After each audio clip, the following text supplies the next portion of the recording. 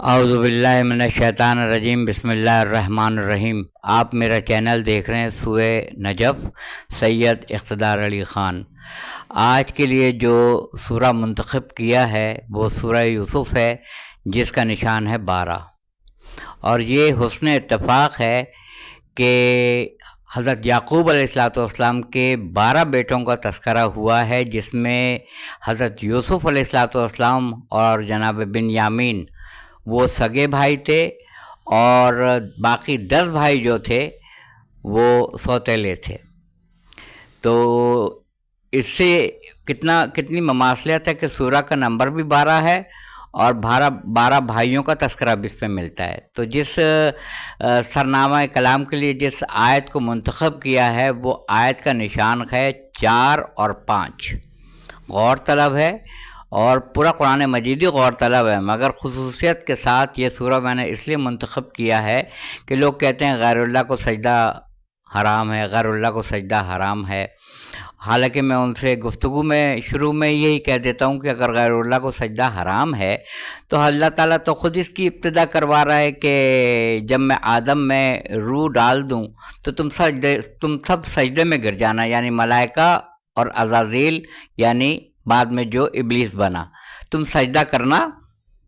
جب کوئی شاہکار بنتا ہے تو شاہکار بنانے والے المصور کو سجدہ کیا جاتا ہے کہ اس نے کیسا اعلیٰ اور عرفہ شاہکار تخلیق کیا ہے، مگر یہاں معاملہ الٹا ہے۔ یہاں اللہ تعالیٰ نے یہ کہا کہ جب میں اس میں روح امر الہی ڈال دوں تو تم سب سجدے میں گر جانا، میرے آگے نہیں، کس کے آگے؟ آدم علیہ السلام کے آگے۔ اس کی ابتدائی یہاں سے ہو رہی ہے۔ تو یہ ہمیں سمجھنے کی بات ہے کہ اس سورہ میں بھی یہی ہو رہا ہے۔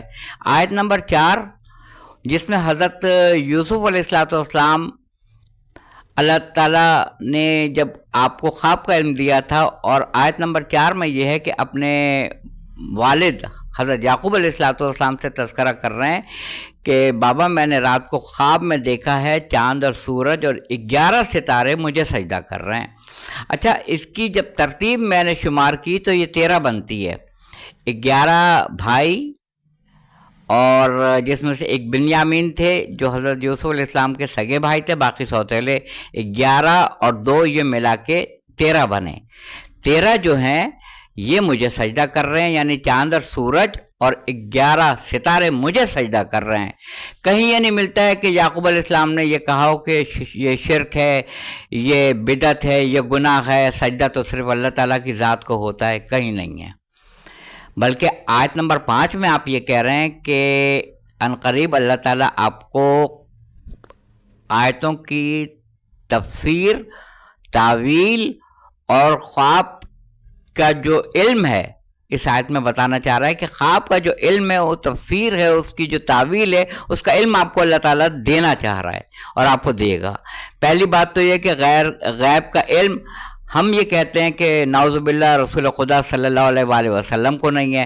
جب ان کو نہیں ہے تو حضرت یعقوب علیہ السلام کو کیسے ہو گیا کہ اللہ تعالیٰ عنقریب آپ کو خواب کا علم دینے والا ہے، اس کی تعبیر کا علم دینے والا ہے، قرآن کی تفسیر کا علم دینے والا ہے، کلام الہی کی تفسیر آپ بتائیں گے، خواب کا علم آپ کو دینے والا ہے۔ یہ سب غیب کی باتیں ہیں۔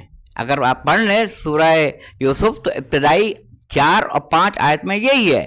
4 میں یہ ہے کہ اللہ تعالیٰ آپ کو خواب کا علم عطا کرنے والا ہے، اس کی تعبیر کا، اور 5ویں میں یہ ہے کہ اس کی خبر اپنے سوتیلے بھائیوں کو مت دیجیے گا۔ حضرت یعقوب علیہ السلام اپنے بیٹے حضرت یوسف علیہ السلام کو بتا رہے ہیں کہ اپنے بھائیوں سے تذکرہ نہیں کیجیے گا، وہ کینہ رکھتے ہیں۔ یہ بھی غیب ہے، یہ بھی غیب ہے، وہ کینہ رکھتے ہیں، آپ سے بغض رکھتے ہیں، آپ کے خلاف کوئی نہ کوئی کارروائی کریں گے۔ اللہ تعالیٰ اس نعمت سے آپ کو نوازنے والا ہے۔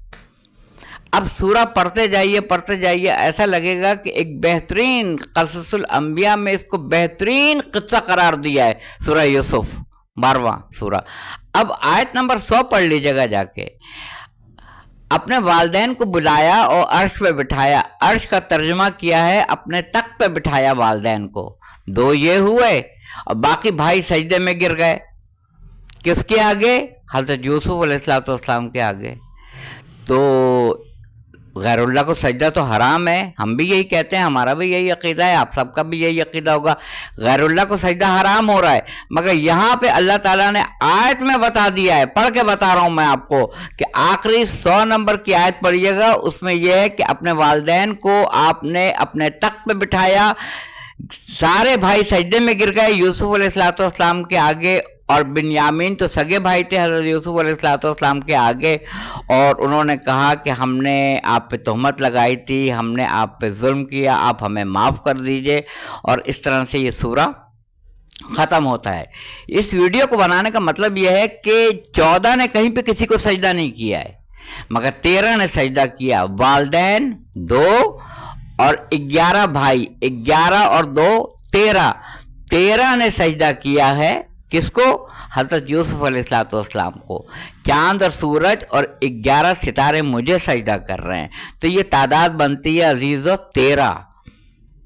चांद और सूरज 2 और 11 सितारे, ये 13 तादाद बनती है। जब हम किसी से फ़ौरन पूछते हैं कि मासूम कितने हैं, वो कहते हैं 14। हम 14 क्यों कहते हैं? क्या 1,23,999 अम्बिया मासूम नहीं थे? मासूम थे, मगर वो इस्मत सुगरा पे फायज थे, तर्क औला किया उन्होंने। और मोहम्मद और आले मोहम्मद अलैहिस्सलाम इस्मत कुबरा पे फायज हैं। इस्मत कुबरा पे जो फायज होता है वो तर्क औला नहीं करता है, इसलिए हम कहते हैं 14 की बरतरी, 14 मासूमीन अलैहिस्सलाम, रसूल खुदा, खातून जन्नत और मौला कायनात से लेके इमाम मेहदी अलैहिस्सलाम अज्जलल्लाहु ताला फरजहू, ये 14 बनते हैं।